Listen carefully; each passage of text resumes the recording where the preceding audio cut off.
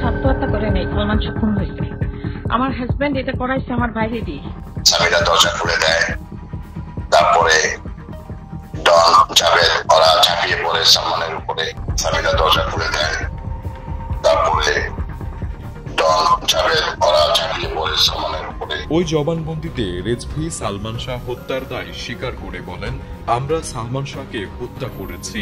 হত্যার ঘটনাকে আত্মহত্যা বলে সাজানো হয়েছে। এই হত্যাকাণ্ডে সামিরা ও তার পরিবার সহ অনেকে জড়িত। 1997 সালের 164 ধারায় জবানবন্দিতে রেজভি জানান, সালমান শাহর মৃত্যু ছিল 12 লাখ টাকার এক হত্যার চুক্তি। মাত্র 25 বছর বয়সে না ফেরার দেশে পাড়ি জমান এই মহানায়ক। তার অপ্রত্যাশিত বিদায়ে স্তব্ধ হয় পুরো জাতি। প্রায় 3 দশক পরও সালমান শাহ আজও বেঁচে আছেন দর্শকদের হৃদয়ে। তবে তার মৃত্যুর রহস্য ঘিরে এবার বেরিয়ে এলো চাঞ্চল্যকর শব্দ। নারকীয় হত্যাযজ্ঞের সে রাতের লোমহর্ষক বর্ণনা দিয়েছেন সালমান শাহ হত্যা মামলার 11 নম্বর আসামি রেজভি আহমেদ ফরহাদ। দীর্ঘ 29 বছর পর অভিনেতা সালমান শাহর অপমৃত্যু মামলা রূপ নিয়েছে হত্যা মামলায়।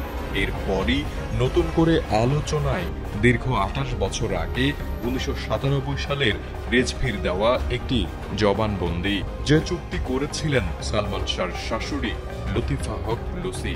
এ হত্যা চুক্তিতে আরও ছিলেন বাংলা সিনেমার খলনায়ক ডন, ডেভিড, ফারুক ও জাবেদ। লোমহর্ষক বর্ণনা দিয়ে রেজভি বলেন, রাত 2:30টায় সালমান শাহর বাড়িতে যান ডন, ডেভিড, ফারুক ও আজিজ ভাই। রেজভির দাবি, সে রাতে ঘুমন্ত সালমান শাহর উপর ঝাঁপিয়ে পড়েন হত্যাকারীরা। নারকীয় সেই হত্যাযজ্ঞে উপস্থিত ছিলেন সামিরা, সামিরার মা লুসি ও আত্মীয়া রুবি। প্রথমে ঘুমন্ত সালমানকে বেহুশ করেন স্ত্রী সামিরা। কিছুক্ষণ পর সালমান শাহর জ্ঞান ফিরলে সবার শুরু হয় ধস্তাধস্তি। এ সময় সালমান শাহর শরীরে ইনজেকশন পুশ করতে বলেন আজিজ ভাই। অতঃপর সালমানকে হত্যা করে সিলিং ফ্যানে ঝুলিয়ে দেওয়া হয় তার লাশ। পরদিন সকালে ঝুলন্ত অবস্থায় পাওয়া যায় সালমান শাহর নিথর দেহ। আর এভাবেই সাজানো হয় আত্মহত্যার গল্প।